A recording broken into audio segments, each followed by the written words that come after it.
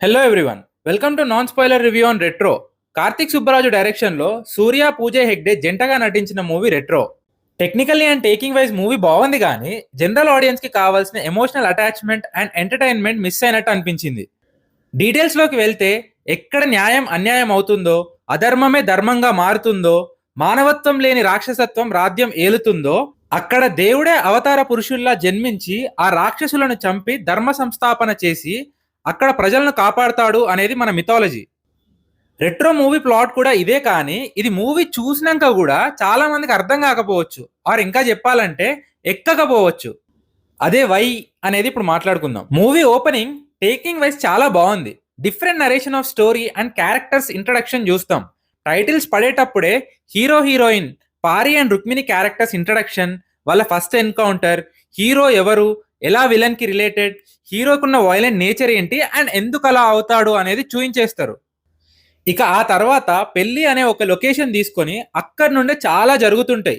Hero heroine introduction and hero introduction లో తన చేతిలో దెబ్బలు తిన్న అందరినీ ఒక దగ్గర కూర్చోబెట్టి వాళ్ళలో ఒక్కొక్కరికి పారితో జరిగిన ఇన్సిడెంట్ చూయిస్తూ వాళ్ళని రివీల్ చేయడం, మన పారి ఎందుకు అన్ని వదిలేసి మారిపోవాలనుకుంటున్నాడు అనే క్వశ్చన్ రేజ్ చేసి దానికి రీజన్ గా రుక్మిణిని తీసుకొచ్చి ఇద్దరి మధ్య ప్రేమ అండ్ పారికి ఇచ్చిన మాట చూపించడం, ఇవన్నీ చాలా బాగా ప్లాన్ చేశారు.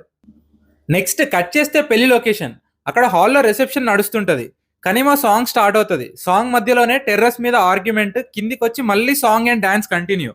అక్కడ నుండి కిచెన్ అండ్ డైనింగ్ ఏరియాకి షిఫ్ట్ చేసి అక్కడ ఒక ఫైట్ స్టార్ట్, మళ్ళీ back to hall and an attack. అన్ని అన్ని నడుస్తూనే ఉంటాయి సైమల్టేనియస్ గా.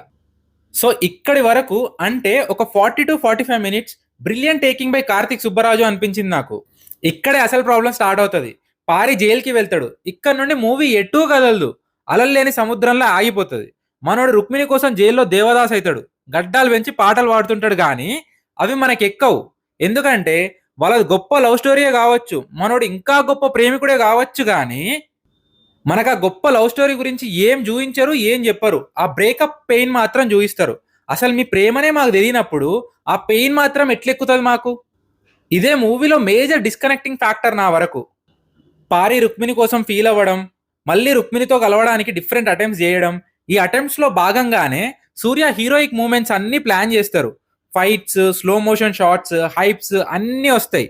ఇవన్నీ స్టోరీ డిమాండ్ చేస్తే ప్రాబ్లం లేదు, కానీ ఫ్యాన్స్ అండ్ కమర్షియల్ ఎలిమెంట్స్ కోసం తప్ప స్టోరీకి పనికిరావు అనిపించింది నాకు.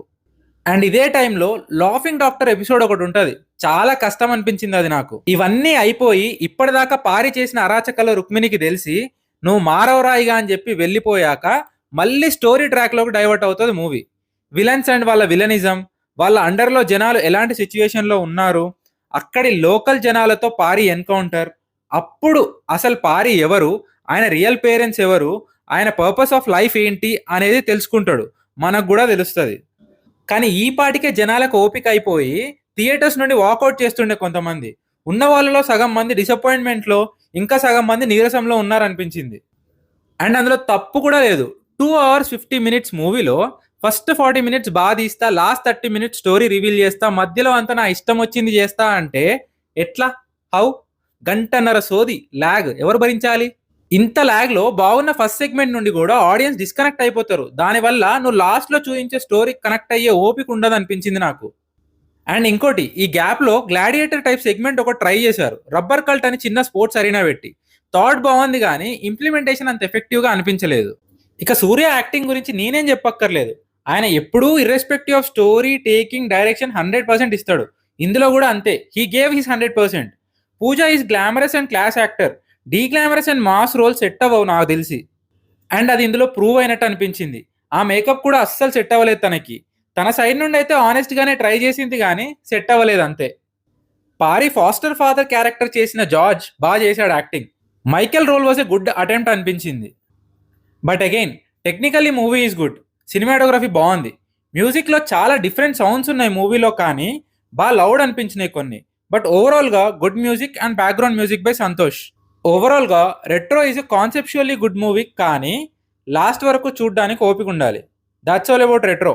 వీడియో నచ్చితే లైక్ చేయండి, షేర్ చేయండి. ఫర్ మోర్ వీడియోస్ ఛానల్ని సబ్స్క్రైబ్ చేసుకోండి. Thank you.